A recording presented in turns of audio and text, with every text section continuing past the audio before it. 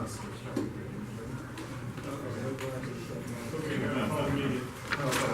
Okay. We're now going to start the council general meeting, Thursday, December the 4th. Brad Smith. Absent. Is he excused? Excuse. He excused himself.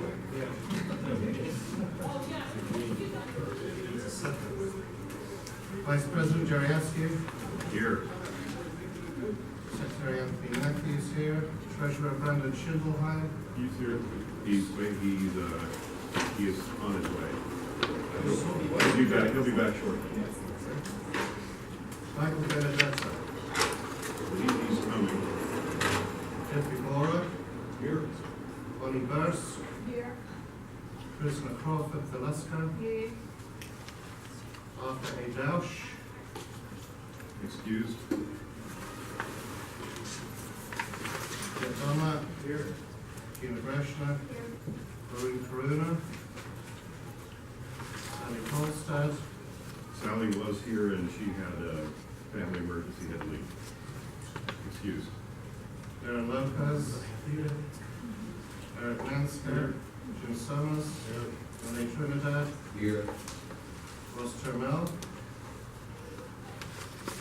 Cindy Wu. Michael J. Cover, parliamentarian.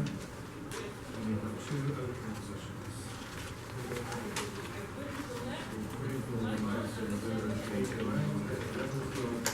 We have a quorum, Mr. Vice President. Thank you, Mr. Secretary. I will begin, shall we begin with the approval of the November minutes? Okay, just note the presence of our minutes taker, give them a minute to get set up. We just went through the roll call, I'll give you the list of who's here and who isn't. With respect to the minutes, I was absent at the last meeting. It's my understanding that we didn't have the minutes properly here. They were misprinted. And again, tonight, they're not quite ready, but they will be ready. The lovely and talented Mrs. Matthews is right now waiting at the printing house, and she'll be over in a minute. So I'm going to ask that we look at the November minutes. That's for the last meeting. And then subsequently, at an appropriate time, with the Vice President's permission, we'll slip in the October minutes also for approval. So currently we are looking at the November minutes. You've all got copies, or copies in the back.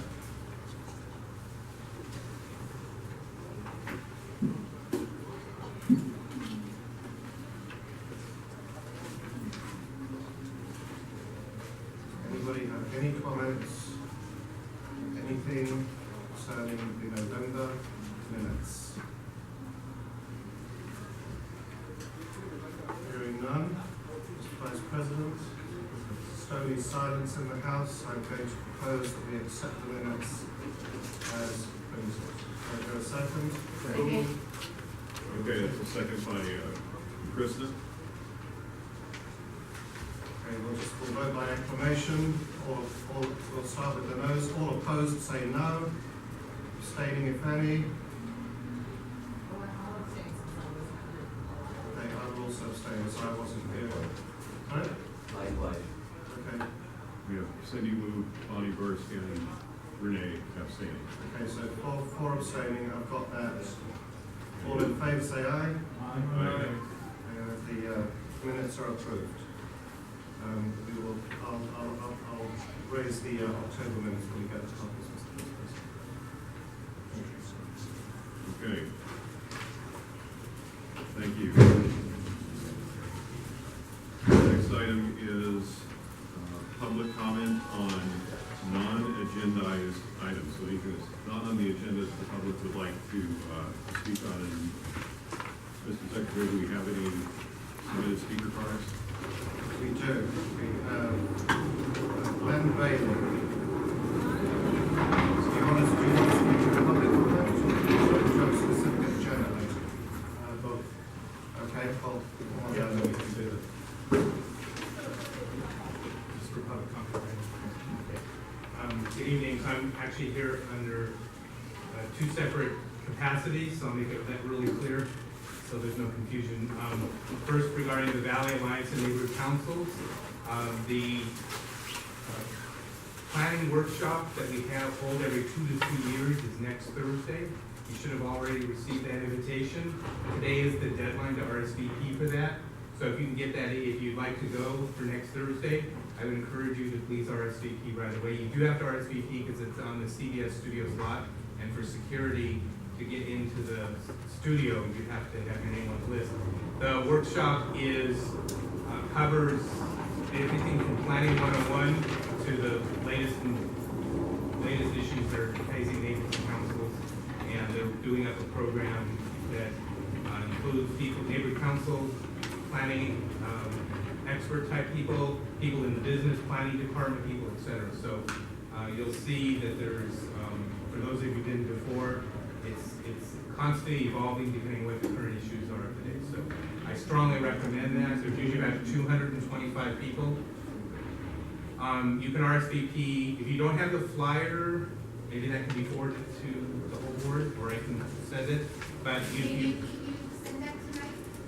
I have another meeting after this, but if someone else has it, maybe you can able to do it now. But let me give you the email address you can RSVP to.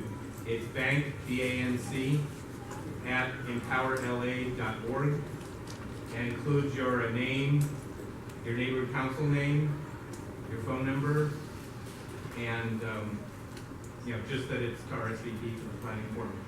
The email invitation included a flyer that had a tear off you could fax in, but for most people it's easier just to email and send in information. So just a reminder, and even if it doesn't get in till tomorrow, they'll accept it. They just do have to do it ahead of time.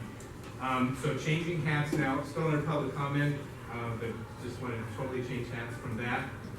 Just to let you know that I am a candidate for the Los Angeles Community College Board of Trustees. They're the folks who oversee the 9 community colleges, including Pierce Valley, Mission, and 6 others. And so I just got a phone call a couple hours ago that my petition had enough signatures to have my name put on the March 3rd ballot. So I will be. There's 4 seats up. There's 7 total on the board. 4 seats up this time, and 3 incumbents are not running. So I'm running for one of those open seats. So there will be 3 new board members on that board of trustees. So I'm hoping I'm one of them. But anyway, you'll be back because I just wanted to let you know that. Are we in the district to vote for you? If you're anywhere in the San Fernando Valley, yes, and all of Los Angeles and about 12 other cities. So, in other words, city of San Fernando, Burbank, Alabama, Missouri, Beverly Hills, all the way down to California. It's almost twice as large as the city of Los Angeles. Big district. Thank you. Mr. Secretary. Yep. From the Santa Susana Mountain Park Association, Tom McNabb. Sorry? You seem like a late night. I do. Mix it up. Hello, my name is Tom Nachtrab. I'm with Santa Susana Mountain Park Association, as is my colleague, Mr. Bob Baker. Santa Susana Mountain Park Association has been around for about 43 years now, and our mission is to preserve and protect the Santa Susana Mountains and Simi Hills and regional open space. The reason I'm here tonight is that just a little bit over a year ago, one of our representatives came to you and you supported us. At that time, we were asking for your help in asking that the Santa Susana field lab, which sits up on top of, just over the county line, sits up on top of the Simi Hills, that you help us petition the National Park Service to take over that area as public parkland and open space after the cleanup of the remaining contamination that's up there has been completed. At the time, the General Services Administration had put the NASA-owned property, which is about 450 acres, up for sale. And we were concerned that even though it couldn't be transferred until after the cleanup was complete, we were concerned that the federal government was in a rush to get rid of it and basically sell it to whoever would pay the highest. You did a letter for us, which we really appreciate. The letter said that you were calling on the NASA to make arrangements with the GSA to save that property in some way and call the National Park Service in to take it over. There's good news and bad news about that. And again, we thank you for your support. The good news is that the National Park Service has not yet stepped in and expressed their interest in taking over that property as public park. The good news is that the General Services Administration has backed off on their threats to do anything rash with it. And we think that the letters that you and 12 other valley organizations and councils wrote at our urging, which we distributed to 20 elected officials and administrators, we think those letters have a big effect on preventing that property from being transferred. So we're here tonight to thank you for that. Also, we're here to remind you that this issue of the San Jose Field Lab is going to become bigger and more urgent in the next year, 2 years, 3 years. Many organizations in the valley are becoming very concerned now that plans are getting closer for cleaning up the property, trucking dirt off of the mountain up there through the San Fernando Valley to be disposed of in faraway dump sites. So we encourage you and provided you with some information here to give you the chance to get a little more familiar with this issue if you're not familiar, because all of the neighborhood councils within the next few months are going to be talking about this. Canoga Park and Woodland Hills have already had one community forum to discuss this. Chatsworth Neighborhood Council and West Hills Neighborhood Council have already made statements about what they feel would be the proper and the improper things to do to clean up. The brochures here have 2 websites on them. I won't say the names, the SSMTA website and the Community Advisory Group for Santa Susana Field Lab Cleanup. Both of these websites are listed in here, and they have all the documents, technical documents that describe what the situation is up there, what the plans are, as best they're known to us. So we encourage you to keep informed with all of that, and if you have any questions, if you have a desire to learn more about this in your council, we'd be glad to come in, and if you want to schedule a 20-minute presentation or whatever on our issue, we'd be glad to give you an update on what's going on. Thank you so much. And Anthony, you're the Parks and I am. Cultural Arts, so you may stay in contact and maybe an opportunity to present more fully at a future meeting or at one of the committee meetings. All right, thank you very much. Thank you. And Mr. Secretary, please reflect that Brandon Schindelheim has arrived. Yeah. And next public comment, Mr. William Council. Mr. Kuzma.